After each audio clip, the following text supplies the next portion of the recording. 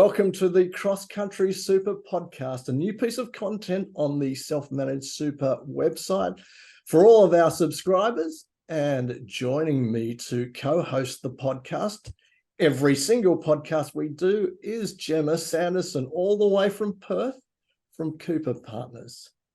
Welcome, Jemma. It's great to have you with me. Thanks for having me, and I'm looking forward to what we can bring to all the audiences of Self-Managed Super. Yeah, this is going to be a bit of a fun session as well, which is fantastic. And I thought we'd pick some low-hanging fruit to begin with.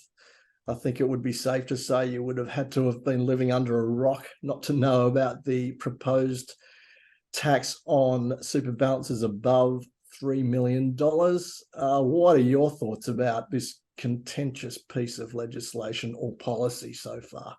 Well, it's been a bit disappointing that we haven't heard anything further. So it came out of the SMSF Association conference back in February that the government really had to show their hand with their objective of super policy that they announced. This came about. It feels like it was cobbled together a little bit by Treasury in terms of the consultation paper because of that time frame, and didn't factor in quite a few different scenarios. I think it was quite clever the way that they're proposing to capture the tax, because then it doesn't change the way that we have to do financial statements for a super fund. The mechanisms are already there, but that doesn't mean I'm not critical of how those the formula is going to work. And with the consultation that they had, I thought that subsequent to the budget, we would have some at least draft legislation by now. So it's been a bit disappointing that we haven't seen anything come through from that perspective.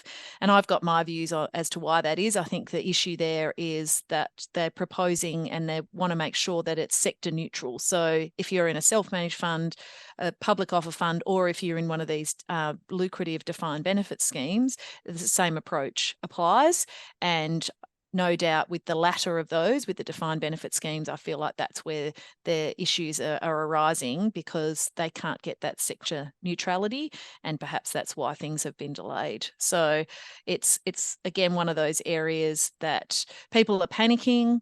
I feel like there's no need to panic as yet. We just have to really wait and see what comes through and how much might change from the original consultation.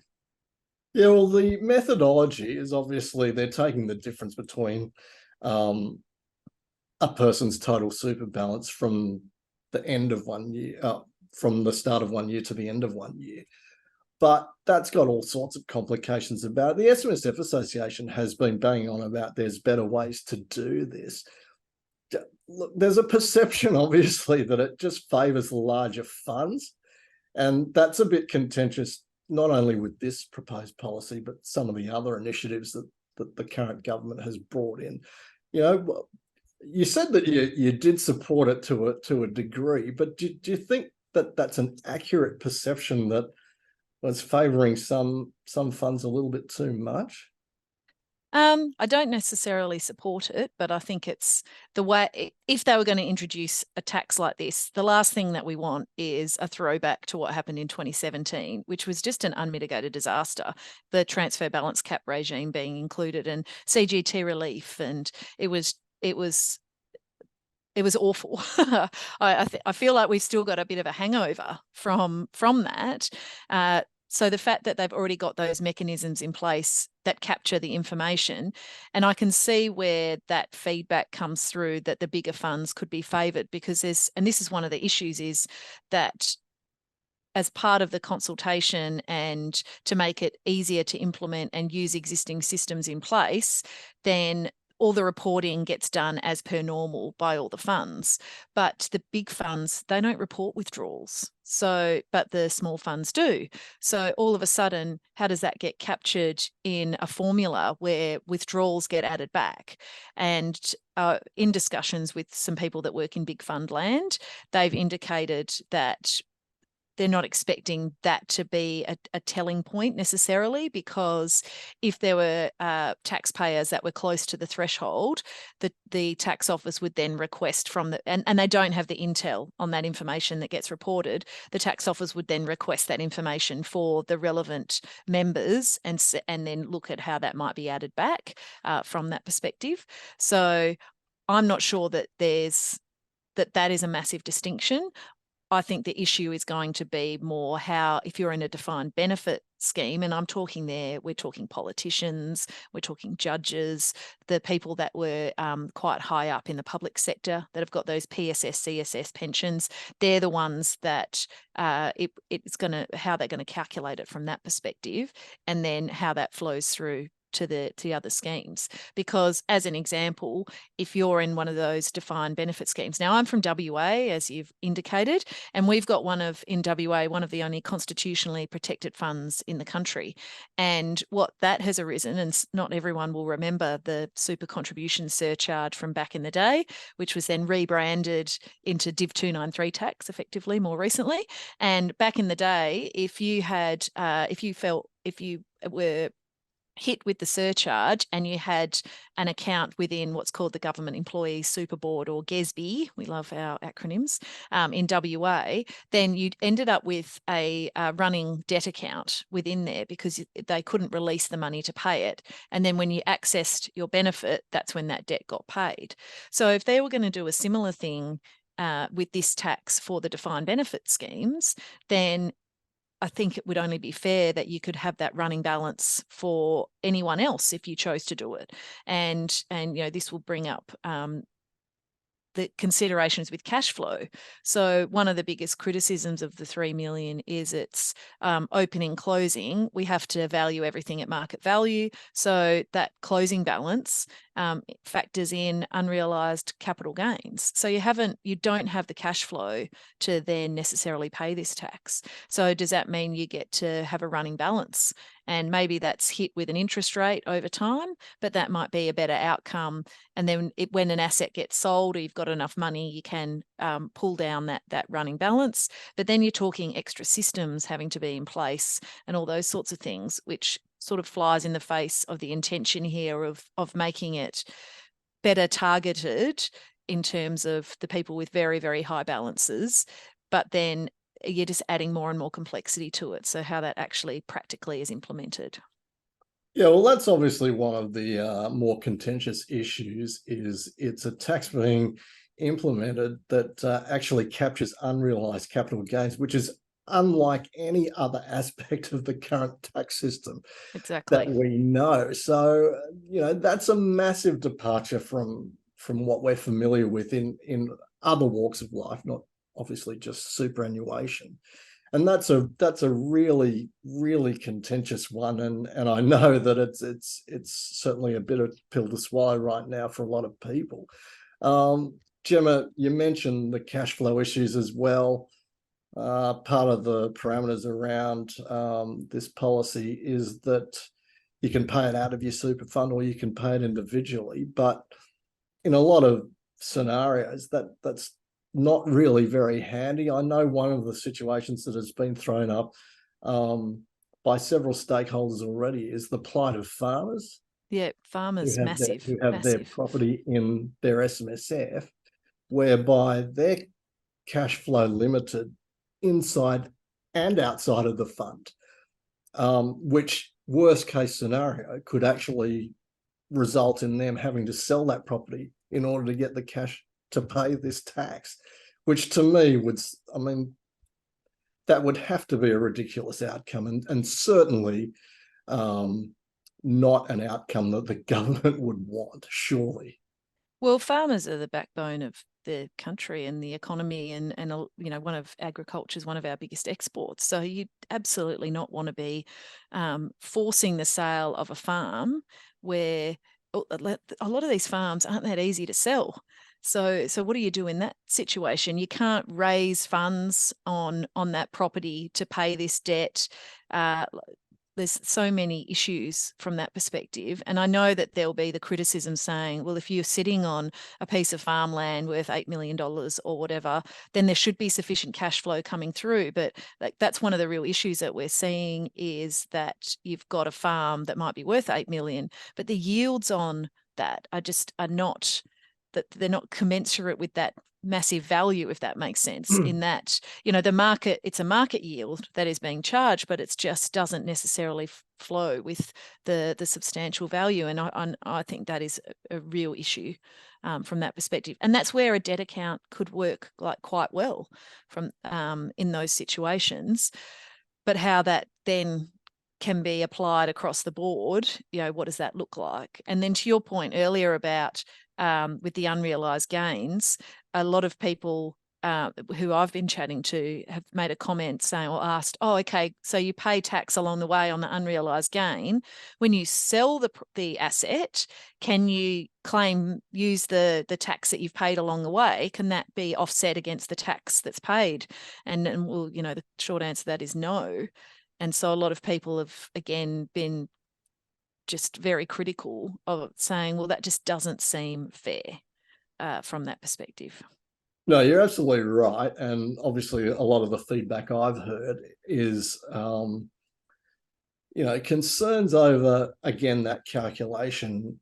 The $3 million is the threshold to apply the tax.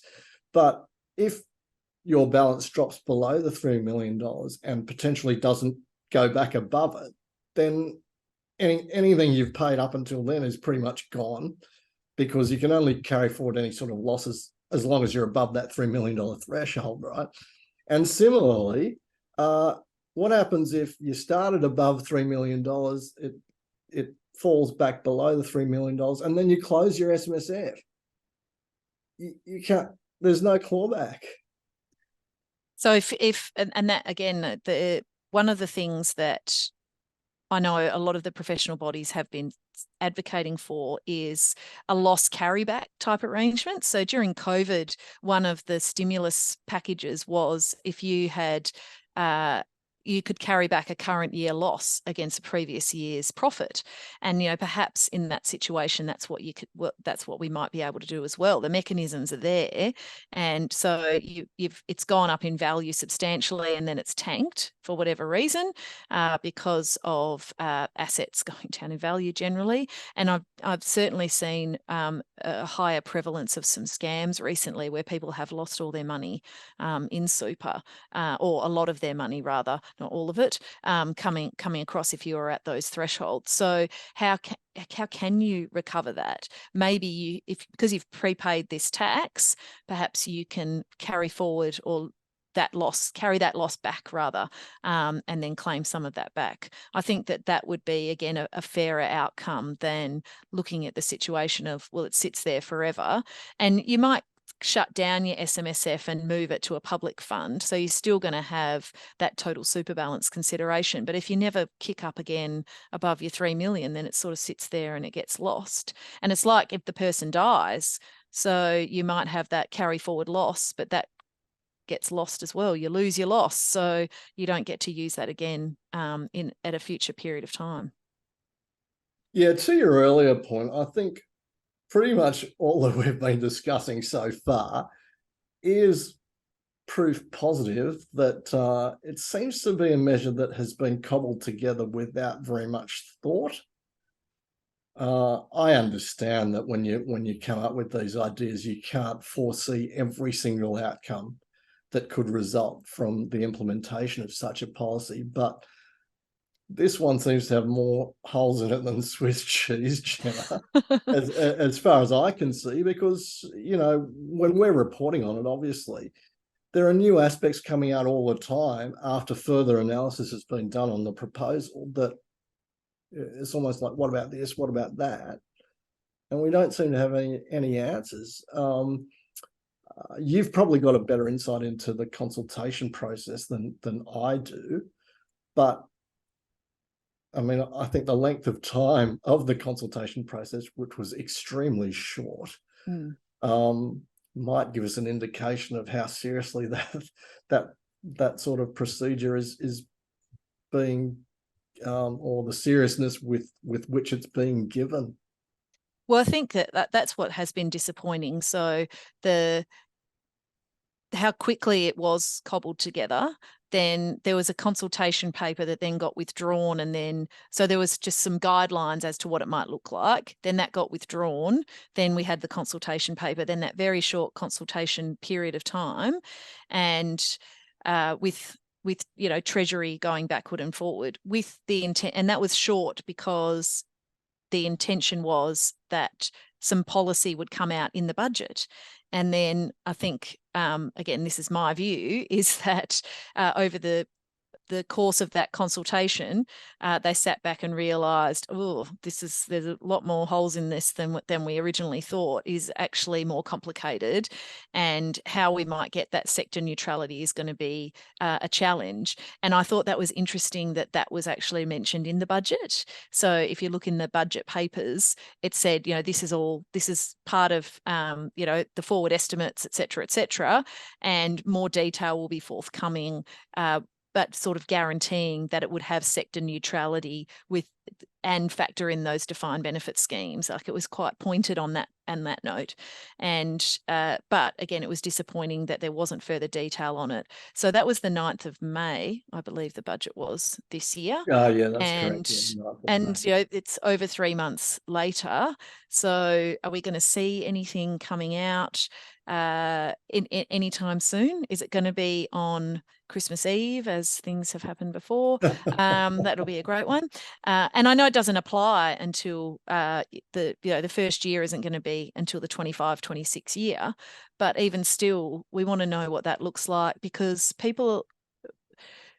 where I feel like we're going to be heading is people will be changing their behaviour in terms of looking at the investment profile of their particular investments and deciding the best place for them. So maybe it's not, I want to invest in a property, or I want to invest in a piece of farming land. What's the best entity for me to do it in? And probably, no doubt, in the past, it'd be, put it into super, this best place, capital gains, income, those tax concessions, the concessional rates coming through, all of those sorts of things. Generally, super's always top of the list. But now we might be considering, okay, well, if you did put it into super, which you can, that's fine, you're going to have some cash flow issues perhaps with that going forward. And then, mum and dad are in their 70s and might still be on the farm, because that's also quite common, but looking to hand over. Well, what happens when one or both of them dies and money has to come out? So then we're exiting an asset out of the fund, and that is perfectly fine, and there might be some tax concessions there, but then which entity do we put it in then? What are the a lot of farming land's generally exempt from stamp duty, in each state. But what does that look like with the structuring then for the family? Do we just put it in a discretionary trust and then be done with it? And then we don't have the annual market valuations that we need for a super fund. So it removes some of that compliance. All of those other sorts of considerations coming through. And that's just on, is it a farming property? Then there's plenty of other ones that people might be thinking about, like that profile, the tax profile of an investment, income versus capital growth. How do I manage that? And do I look at alternative structures from that perspective? And I think the other consideration, as I've already mentioned a bit, is what happens on death, because that death piece is going to be, it's a bit grim, but it's going to be more and more what people are going to be thinking about, because we're going to have this massive shift of assets out of super from that perspective. And I guess, with all these people that have got hundreds of millions of dollars in their super, that's just not going to be a thing for that much longer, because all of those people, and again, I don't mean to be so grim, but they're going to die, and the money has to be exited out. And that was the groundwork for that was laid back in 2007 when those changes were made. I remember when that happened, because I was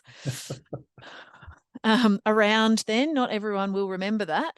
Back when pensions were all, had a taxable component to them, and regardless of your age. So, that was introduced. And then now, however many years later, 16 years later, that's where a lot of this money is probably more and more going to be exiting out of the system, and that death benefits tax coming through. But I guess more importantly, longer term, is that money is out of super at marginal rates or perhaps within other entities, but it's no longer in that tax concessional environment and then difficult to get back in. So I don't know, I feel like back in 07, the groundwork was laid. Do we really need this? Is the other consideration here. Well, that's certainly been one of the criticisms ever since this policy has been announced, that there are already existing mechanisms to deal with these larger super balances that the government wants to try and eliminate. And look, to be perfectly honest, the ones that they're worried about, and I'm quoting Stephen Jones now, he readily admitted it was basically 32 SMSFs which had balances over $100 million and one which had a balance of over $400 million that they were concerned about. Now, on the surface, statistically, that can be ridiculed already in my book, because if you're talking about a sample size of 32 to dictate policy, that already is a flawed process. I don't, otherwise, the subjects I studied at uni about statistics, you can chuck them out the window because they're completely irrelevant. So, look, based on the concerns over that small amount of or small number of funds, and having existing mechanisms such as having to cash out on death, such as transfer balance cap, there are already a lot of limitations and thresholds within there which are designed to, it's not going to happen overnight. And anybody would be extremely naive to believe it would happen overnight, but over a period of time. And of course, we always talk about superannuation being a long time frame. Over a period of time, that will sort itself out. When you consider the superannuation system itself, it's still, I think you could say it's still in its infancy, because we're only starting to get to a group of employees who have had the super guarantee for their entire working life. And when you consider that, if that's just one single cohort at the moment, there's so much to run in the system as it is, that the constant imposition of trying to fix this problem, or this perceived problem, I think is pretty ridiculous. And again, getting back to your point, any change, any major change to the system is always, or has always, attracted criticism about, look, the more you tinker with this stuff, the less confidence people will have in superannuation. I mean, you hit the nail on the head just then when you were talking about purchasing a farm, for instance. Where do I put it? How do I hold that? And one of your earlier comments was, well, people better not panic, or shouldn't panic right now about what's going on. But the anecdotal evidence that I've heard about is that people already are. I mean, at the SMSF Association Technical Summit, which we both attended on the Gold Coast a couple of weeks ago, there was a session about this tax and sort of laying out scenarios which are being considered or asked about by clients already, about, should I stop contributing to super? Should I start exiting assets from super? Obviously there's a lot of issues with that. And of course, that's not decrying that superannuation is still a tax-effective savings structure. And obviously, if you start to sell out assets and that sort of thing, you can trigger capital gains tax events. But the fact that people are already starting to worry about this, I think already proves the point that it is eroding confidence in the system. And I don't think that's anything that we're self-interested, of course. Yeah, of course. But on a macro level, that's not going to do anybody any favors. It's been interesting, that confidence in the system. I've had some clients make some comments saying, the tinkering with the system, they're losing confidence in Australia as a country, which was like, I was like, wow, okay, that's quite a long bow to draw. And they said, look, we're quite inclined to rip it all out and just go live overseas somewhere. And I thought, okay, well, that's an interesting sort of comment. And with as what happened in 2000, in the previous big changes, 2007, 2017, and then obviously we're talking about this now. Back in 2007, you could get away with sort of almost doing nothing and just continue on, and it was just the tax position, but you didn't have to actively do anything. 2017, you had to actively do something to mitigate an excess transfer balance for those sorts of people. And that was a disaster for the industry to try and factor in the new rules. It cost the taxpayer a lot of money to get it right and to get the advice and on how all that works. And so this is, again, I think people that confidence thing, in good faith, they've built up their super over time in accordance with the rules. And then every time something comes along, they structure things and bang, nah, we're not doing that anymore, or you've got to do it this way, etc. Now, people have absolutely benefited from some substantial tax concessions, and I don't think anyone would dispute that. But at the same time, they might have put extra money into super when financially it might not have been the way to go back when they still had commitments and they couldn't access their super because of that long-term thing. And now they're just being, knocked on their head because of it. So that's one element. The other thing is trying to actually see how much revenue this is going to raise. So is it worth it for that outcome? And to your point, you're talking a sample size of 32 people that they really want to target. Is that the right way to do it? Because a lot of other people are getting caught in this. The politicians themselves, I suspect, because of the defined benefit schemes that they've got. Are they aware that will have that outcome? It's a bit like when the Div 293 tax was imposed on notional contributions, and on the way to the press conference, the Prime Minister at the time sort of got informed that they would be hit and it would be on notional contributions, and you can see them reeling. It was quite funny. So we can't have that. We can't have no, that. isn't it funny, the things that you take delight in? So it's those sorts of things that perhaps, again, like that being cobbled together a bit, it requires a bit of thought. Perhaps that's why they pushed out the implementation time frame, or the effective time frame, to 1 July 2025. But that'll come around very quickly. And then perhaps we will obviously know what it looks like then. But what sort of planning might go into a lot of people's situations on that front. And the other, I'd also be interested from a statistics perspective in, I think it's 80,000 people is where they landed on it impacting. So as a sample size of the whole country, that's quite small. But I'd be interested in the figures and in terms of the demographics of that. Is that 90% of those people, if not more, are north of 60. So they're not, and might even be older than that. So at what point in time might money, be exiting out of the system anyway? And then one of the other criticisms is, what if you're in that cohort that is younger than that? So you might be 40 and you've had some good windfalls. You've taken the risk though, but you've got some good windfalls coming through your super, and there's no way that you can manage your tax position on that front, because you can't pull money out. You can't benchmark down to that 3 million under the way this is going to work. So I'm not a massive fan of that, but I also don't want people to take money out of super early just to deal with that. So this is where it's one of those considerations. And what that does is create more work for people like me, which is fine. But as an industry, I think everyone's a bit overworked. And it's different and it's a bit quirky.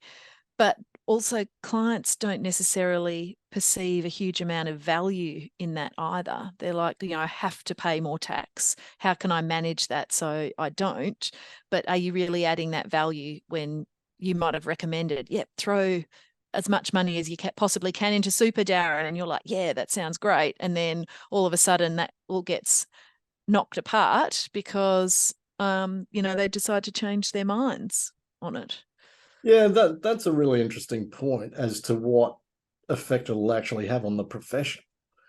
We talk about losing confidence in the super system itself, but people could lose confidence in advice too, because it's like, but hang on, Jemma, you told me to do this, and now I'm in a modicum of difficulty, and I don't want to foot this extra tax bill, which is not your fault because obviously we can't predict how the goalposts are going to shift. But human beings are only human beings. Mm. They're always going to look for an outlet to say that, well, it wasn't my fault. Someone told me to do that. That's just a knee-jerk reaction. To your point about the 80,000 people, I take that with a grain of salt for a couple of reasons. I mean, unfortunately, as far as commentary goes, I've got a memory like an elephant. I still remember when I know it's slightly unrelated, but it might go to the accuracy of how well certain ministers predict what might happen with their policies. I still remember when Bill Shorten announced the limited licensing arrangements, and that was supposed to allow accountants to provide advice. And his estimate was that will allow 10,000 more practitioners to enter the advice market, which will allow more Australians access to affordable advice. Now, that was, I think, around 2012. We're a decade later, still having the same argument. Limited advice model didn't work. We've had this quality of advice review, trying to find ways to improve it. What happened to those 10,000 practitioners, Bill?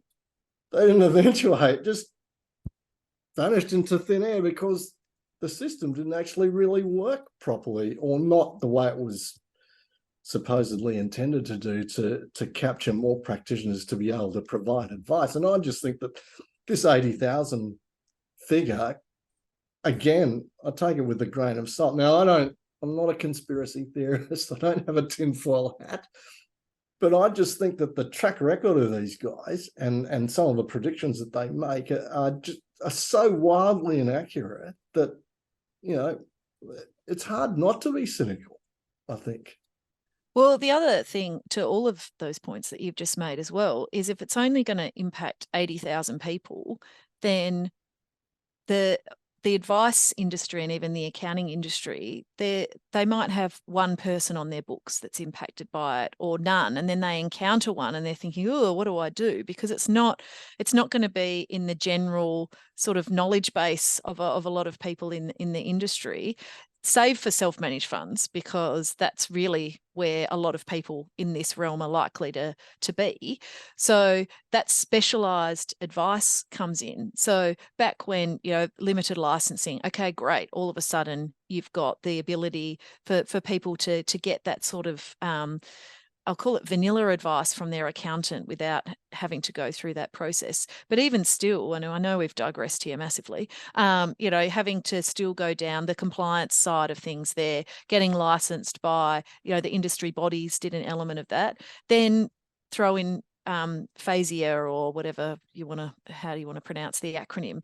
So that meant that maybe even if 5,000 people of that 10,000 came in, then 10,000 exited, because they didn't want to have to do FASIA.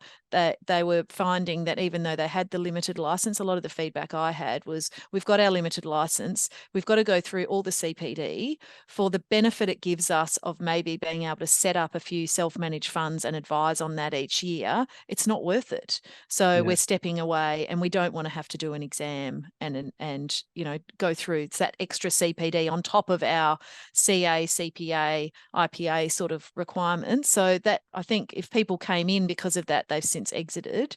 And then, the quality of advice review is another thing, how much might actually be implemented of anything. And I'm going to digress a little bit even more and dovetail that into, we have all these reviews that come in and then recommendations happen, but then nothing's done about them, or they get pulled at the last minute. So this is another criticism I have of this is, okay, is $3 million going to be a benchmark now for other things? So someone said, if you've got 3 million super, that's too much, and we're going to tax you on it more heavily.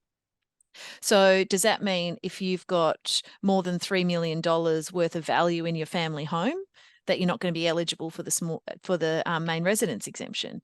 That if you've got a family home worth more than $3 million, then that will start counting towards the assets test for age pension, because there's certainly a lot of people out there that are sitting on substantial pieces of property, but they're exempt from tax, or they're exempt from the Centrelink requirements. So why is it that super has been targeted here? Because it's low-hanging fruit. I think you made the comment earlier.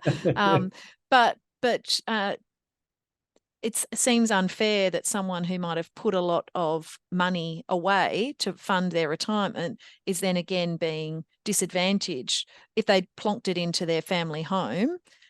Or from that perspective, then, maybe they're more eligible for the age pension. So that self-sufficiency comes in. And back when there was, I don't know, 5 odd years ago, I feel like everything is probably longer than that, there was this tax consultation process, and there was going to be a tax white paper followed by a green paper and then a pink paper or something. All the colours were there. And Treasury were running, and they had consultation across the country looking at the whole tax system, state taxes, federal taxes. Unfortunately, GST was off the table then, which was just foolish. Why are you looking at everything and then not GST? But then that all got scrapped, and they'd gone down, I think the white paper had even been drafted type thing. So all of these things, it's so narrow focused, just looking at one element of the tax system and saying, right, yoink, we'll grab some money out of there, thanks very much. I don't know, that's just really grates on me that there's a benchmark that's been landed on there, but like the wider consideration there, well, if that's what the benchmark is, then surely we should be applying that to other areas. And then the other consideration is it not being indexed is a real pain in the backside, and a big criticism as well. Yeah, you've hit the nail on the head. I mean, the without going into the intricacies of what the policy holds, the $3 million figure is already got a question mark over it, as in, how did you come up with that? I mean, one of my biggest criticisms of that whole process is that no matter how many presentations I go to, no matter how many press releases that I get, no matter how many pieces of analysis I get, there has not been one figure that has, arrived at a consensus that is what you need to retire comfortably on. Yeah. Right. So if we don't even have that starting point, what does $3 million mean? Because obviously, if you're going to implement it like this, there's a tendency for people to think that $3 million is the level that I need to get to. And anything beyond that is a bit of a luxury. I mean, that's effectively what they're saying, is that, you're really benefiting it from the system and the tax concessions if you go above $3 million. But $3 million might not be. I mean, there are so many different theories about what sort of costs you build in to obviously fund your retirement. Health costs, all those sorts of things. And I don't think anybody, certainly not from all of the research I've seen, has landed on one figure to say definitively, yeah, if you're around about this ballpark, you're okay. But so plucking $3 million out of the air, I think, has the danger of, and of course goes with the mentality of, oh, Jemma, I'm getting close to $3 million. I'm not going to go over it. Yeah, right. Exactly. So automatically that generates that I'm just going to have just under $3 million in my super and manage it like that. But that may not, like, to the point of what your superannuation is supposed to achieve, it might not achieve what it's meant to achieve. And of course, don't get me started, because that's the whole purpose of a super debate with the legislation. Of course, we haven't seen any of that, even though we didn't even land on that, did we? No. So they've declared it that's their intention, to enshrine that in law, so that any new policy will have to be true to that definition. But since making that announcement, the government's just put the cart before the horse. There's all these things going on. It's like, no, hang on a minute. Didn't you say that the first step was going to be getting the purpose of super under control and defined in law and enshrined in law, so that at least we can see in the context of that purpose how any additional measure going forward from now works, and what it's trying to achieve within that definition. Now, this is for a discussion for another day. The proposed definition that they came up with is already flawed, Yeah.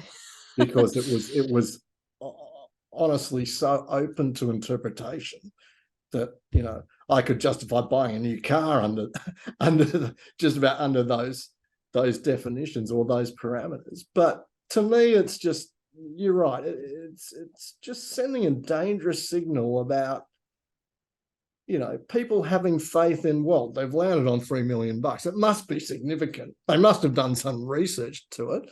But I don't think that they have. And to your point, without indexation, over the years, that $3 million is going to be, you know, the equivalent of 2.5 million now, or 2 million, or, you know, the shrinkage with the value of money as we go down the track, which means that 80,000 people that they're talking about now is going to be a much wider net if they don't include indexation. And of course, what sort of government policy is made when flaws are pointed out to you? And this is why I don't think the consultation process is necessarily a robust one.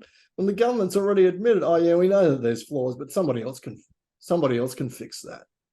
Well, I think, and that was the thing, is the next government can choose to index it.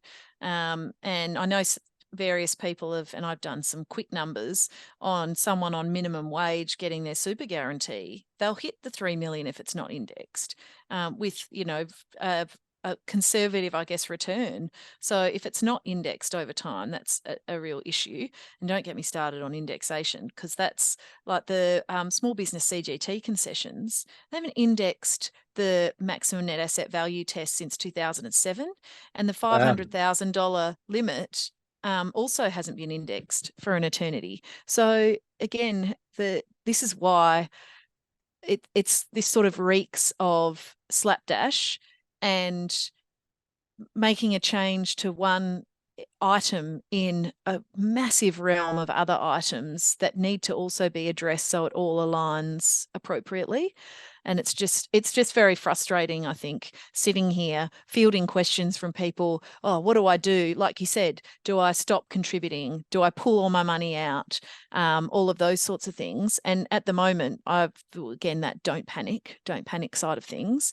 And we've run the numbers on various bits and pieces, and it's still a better so I'm not advocating for it, because I don't want clients to have to pay this, but if it gets implemented, it generally is going to be a better outcome to keep the money in super. I think that the families that have got these big properties, farming properties, it's a little bit different, but a lot of the time, keeping money in super and continuing with like business as usual is still going to be the way forward. The other thing is that whether this will start, like the scrutiny on market valuations is going to go off the charts, particularly with a lot of unlisted assets that particularly self-managed super funds invest in. You know, that's the avenue for them to use their money to invest in unlisted property trusts and other sorts of vehicles, closely held investments. So with that, that's just going to add to, if the underlying asset through there are active businesses, who's valuing those?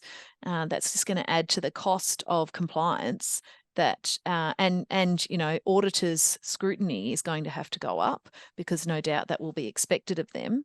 And then all of a sudden, we're just adding to the costs to the taxpayer. And it's, you know, that again, these sort of long-term impacts on things, people will change their behaviour to mitigate those elements.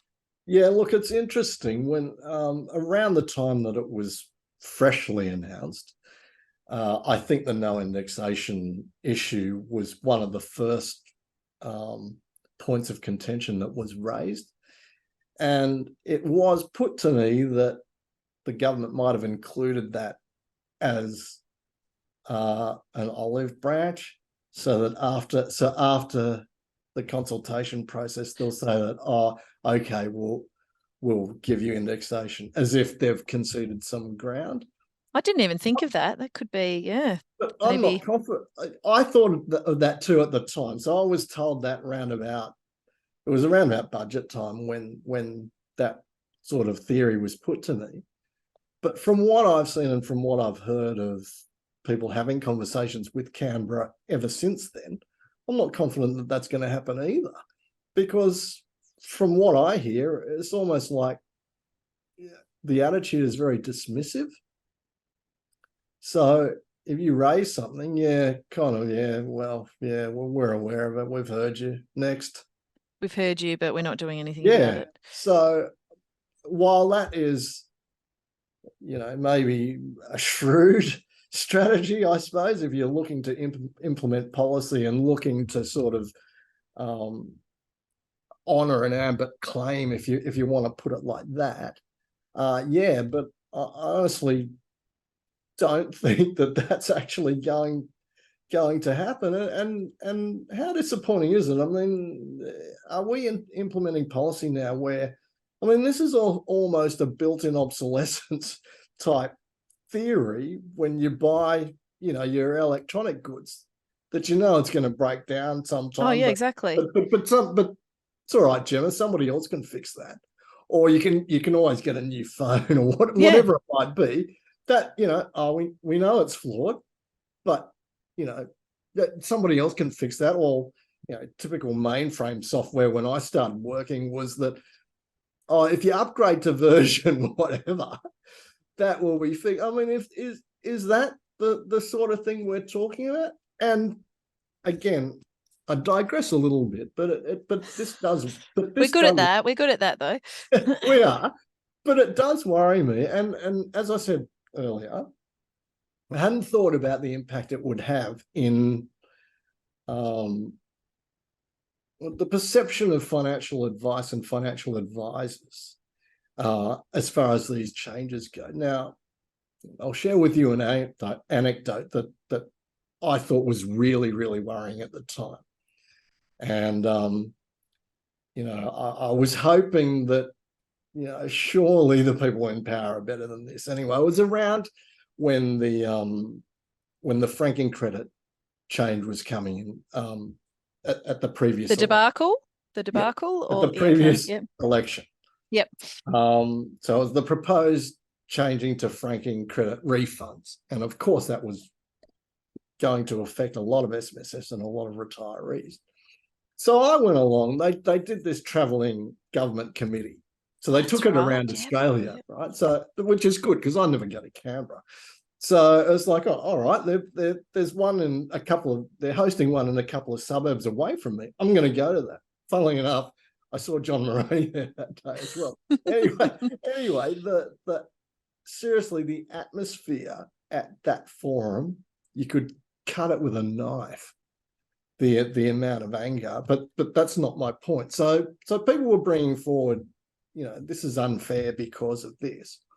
I'll never forget Matt Thistlethwaite, the member for Kingsford Smith, actually responded to one of the somebody put forward the argument that, look, I've structured my whole affairs around this. I rely on these franking credit refunds for part of my retirement income and the income in my super fund. If you take this away from me, this is going to have a material effect on me. And I couldn't believe it, Jemma.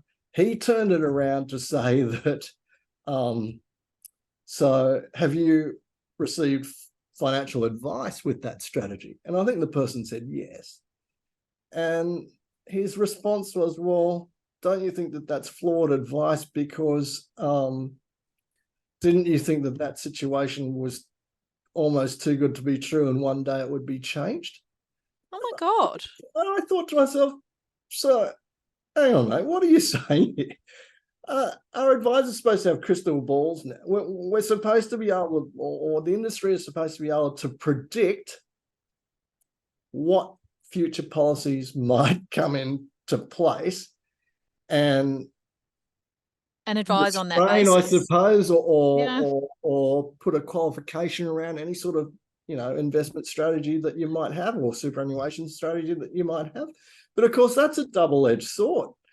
If I'm bold enough to say that, Jemma, I've got the best crystal ball in the world, I'm going to predict that in 2023 they're going to introduce a tax on super balances above $3 million. So prepare for it now. Don't go over $3 million when you're contributing to super. Okay, I trust you, Darin. Your instincts are pretty good. 2023 comes along, it doesn't get implemented. Now, hang on, mate.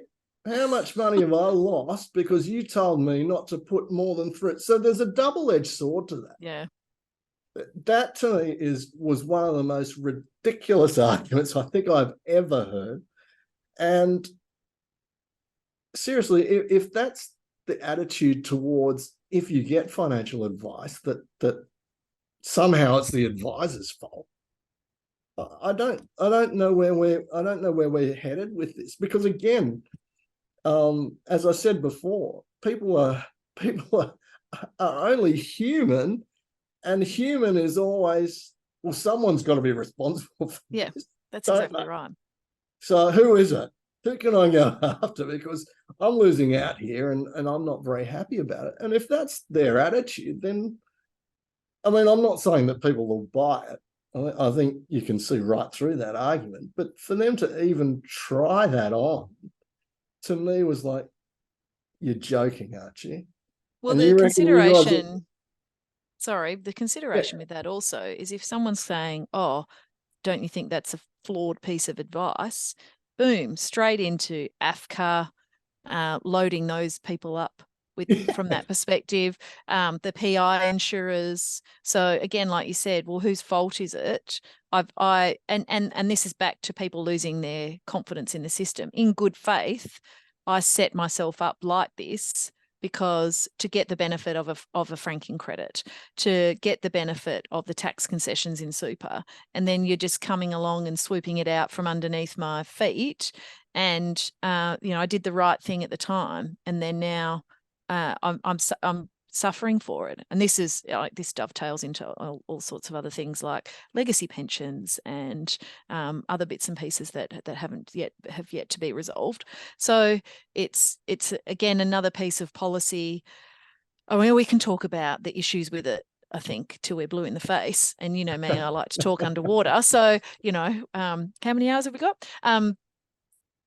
But until we've got legislation, further consultation on that, plus final bits and pieces, this is all speculation, and obviously we can be critical of it. It will be really interesting to see what actually falls out, I think, in light of all the bits we've already discussed and that other people in the industry have certainly brought up from that perspective as well. Yeah, well, look, I don't have a lot of faith in Canberra. I don't have a lot of faith in this government. I think that I'm a lot more cynical than you are, probably by nature, because I'm a journo, Jemma. But I think they've been very sneaky around how they go about this policy in the first place. You can look at it from the point of view that it doesn't come in until, is it the 1st of June 2025? 1st of July 2025? Yeah, that's right. Yep. The 1st of July 2025. So I suppose the government can then argue, well, we've given you a bit of leeway to get your affairs in place. Of course, some people can't if they haven't reached preservation age. There's very, very little they can do as far as that goes. But it's also avoiding any backlash of a broken promise of not touching super, because that's it's almost exactly like if you go past the next, which will be past the next election, you go past the next election, then it's like, oh, we were up front. We told you that in the last term that we had, that we were doing this, and here it is. Which, I mean, it's not quite the purpose, but I'm sure that's how they'll argue it, and that's why they've done it like that, which is quite sneaky. Yeah, maybe a politically shrewd move, but in the grander scheme of things, and again, some of the stuff that we've discussed today is, I hadn't even thought about some of those ramifications, to be perfectly honest. And as I said, the more you look at this, and we haven't got the legislation in front of us, we're not doing a deep dive No, analysis no, we're today not. into it. So these are not things that, I've stayed up all night thinking about and worrying about and seeing how I can poke holes in it. But it's just the further you go down that rabbit hole, just the more things become obvious to you that, oh, yeah, what about that? Well, what impact is that going to have on this? And these are greater issues than just purely superannuation, which I That's think right. is so damaging, really. It's that butterfly effect. Like one piece of Yeah. policy here flaps its wings, and then what's the flow-on effect to a lot of other areas that might come through It's almost yeah. Yeah, it's almost like mixed messaging, though. I mean, you've got this quality of advice review, and you're trying to get more Australians to get financial advice, which is what they need because the majority of the population is under advised. But then you're implementing policy which potentially will turn sentiment against the advisor. So That's right. what is it? Like, your ships aren't all sailing in the same direction here, and you've got to sort it out because we're already seeing a massive drain on advisor numbers right now, and that's very difficult to recover. I mean, with the increased education standards and that sort of stuff, that's all you're almost talking about with university degrees. That's almost generational change because the current crop of advisors didn't have those prerequisites and requirements to enter the industry. So all of a sudden you're pitching it to a new generation who will then form the pipeline. Hopefully that pipeline will expand as we go on. But it's very, very small steps to start with. And there's been such a drain on advisor numbers. It's like, you implement stuff like this and you don't really support positions up until now, which have been prudent advice positions. It's just, have you thought about that? Obviously, the answer is no. I mean, I'd love to be a fly on the wall at some of these discussions that they have about, well, what about this or what about that? I've been told it's very like the soap opera-esque, some of these meetings and things like that would be quite fascinating to have a look at. And even the advice industry, the impact on that, we're already seeing the outflow of advisors now. I'm education is so important, and that CPD, like, people need to keep it up, so I'm a massive advocate from that perspective. But we've lost all of the stalwarts of the industry because of that tertiary side of things. And perhaps there were people in there that did need to be shed from the system. But I know that in WA there's one university here that offers a financial planning specific degree, and they did the take up just isn't there. So are we people losing confidence in that as a profession or as a career path from that perspective because of all of these changes that come through? And anyway, that's again a topic for another time. It is a Darin. topic for another time, but Yeah. you've got me sort of started on that. And I would just say that because of the Royal Commission and that sort of thing, if you're talking about, disappointing take up of financial planning degrees, I said this a while ago. If you had kids, I know you've got children, but they're not of school leaving stage. But if you had a kid who was about doing his HSC or HSC equivalent, and they're thinking about what their future is going to be, and the parents may not know about financial services or be well versed in how this industry works. And the kid goes up to the parents and say, oh, I've decided what I want to do at uni. I want to become a financial planner and get a financial advice degree. And look, back in the day, and I'm showing my age now, when I graduated from high school, one of the conversations was, don't let your kid do architecture at uni because there's no jobs, right? Oh, wow. So it's like, whatever you do, don't, because all you're doing is getting them to study and they'll become taxi drivers because there's no jobs for architects out there. Now, in a similar vein, if you didn't know any better, then you would say, oh, geez, there's been really bad reports about financial planning on the back of the Royal Commission, Hayne Royal Commission, that sort of stuff. Listen, are you really sure that that's what you want to do? Like, aren't there some other options that you might want to explore, which might be a little bit more reputable and maybe build you a better career with a better perception about it? Yep. I mean, a parent would have that discussion, wouldn't they? And then if the child didn't specifically have their mind set on it, they might think that they might change their view on it maybe all. you're right.